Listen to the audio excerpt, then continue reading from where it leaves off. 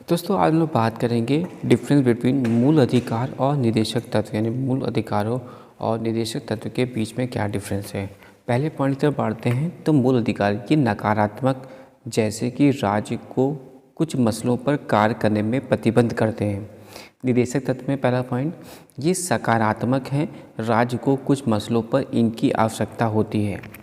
Second point पर पढ़ते हैं, ये मूल अधिकार में ये न्यायोचित होते हैं और इनके हनन पर न्यायालय द्वारा इन्हें लागू कराया जा सकता है। जबकि निदेशक तत्व के सेकंड पॉइंट पर पढ़ते हैं तो ये गैर नियोजित होते हैं और इन्हें कानूनी रूप से न्यायालय द्वारा लागू नहीं कराया जा सकता है। तीसरा पॉइंट मूल अधिकार के अंतर्गत इनका उद्देश्य देश में लोकतांत्रिक राजनीतिक व्यवस्था स्थापित करना है।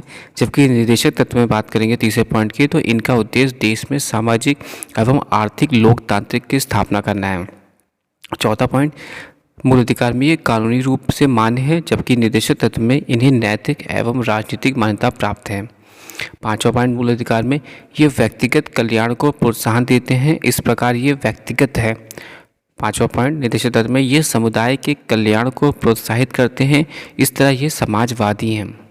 छठा पॉइंट मूल अधिकार में इनको लागू करने के लिए विधान की आवश्यकता नहीं है, ये स्वतः लागू है।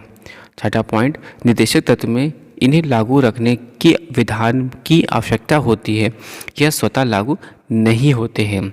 सातवां पॉइंट मूल अधिकार में न्यायालय इस बात के लिए बाध्य है कि किसी भी मूल अधिकार के हनन की विधि को वह गैर संवैधानिक एवं अवैध घोषित कर सकती है, जबकि सातवां पॉइंट निदेशक तत्व में हो जाएगा कि निदेशक तत्वों को उल्लंघन करने वाली किसी विधि को न्यायालय असंवैधानिक और अवैध घोषित नहीं कर सकता।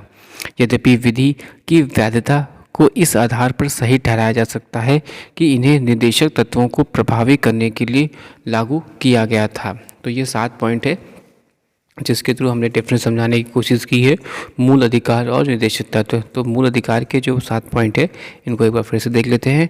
पहला था ये नकारात्मक है, जैसे कि राज्य को कुछ मसलों पर कार्य करने से प्रतिबंध करते हैं। ये न्यायोचित होते हैं, इनके हनन पर न्यायालय द्वारा इन्हें लागू कराया जा सकता है। तीसरा पॉइंट था कि इनके उद्देश्य देश में लोकतांत्रिक राजनीतिक व्यवस्था स्थापित करना है। चौथा, ये कानूनी रूप से मान्य है। पांचवा, ये व्यक्तिगत कल्याण को प्रोत्साहन देते हैं, इस प्रकार ये व्यक्तिगत है। छठा, इनको लागू करने के लिए विधान की आवश्यकता नहीं है, ये स्वतः ही लागू हैं। सातवां, न्यायालय इस बात के लिए बाध्य है कि किसी भी मूल अधिकार के हनन की विधि को वह गैर संवैधानिक एवं अवैध घोषित करें। निदेशक तत्व के 7 पॉइंट थे। पहला, ये सकारात्मक है, राज्य को कुछ मसलों पर इनकी आवश्यकता होती है। दूसरा, ये गैर नियोजित होते हैं, इनको कानूनी रूप से न्यायालय द्वारा लागू नहीं कराया जा सकता। तीसरा, इनका उद्देश्य देश में सामाजिक एवं आर्थिक लोकतंत्र की स्थापना करना है।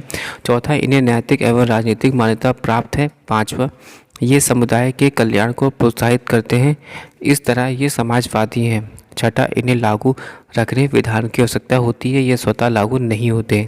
सातवां, निदेशक तत्वों का उल्लंघन करने वाली किसी विधि को न्यायालय असंवैधानिक और अवैध घोषित नहीं कर सकता।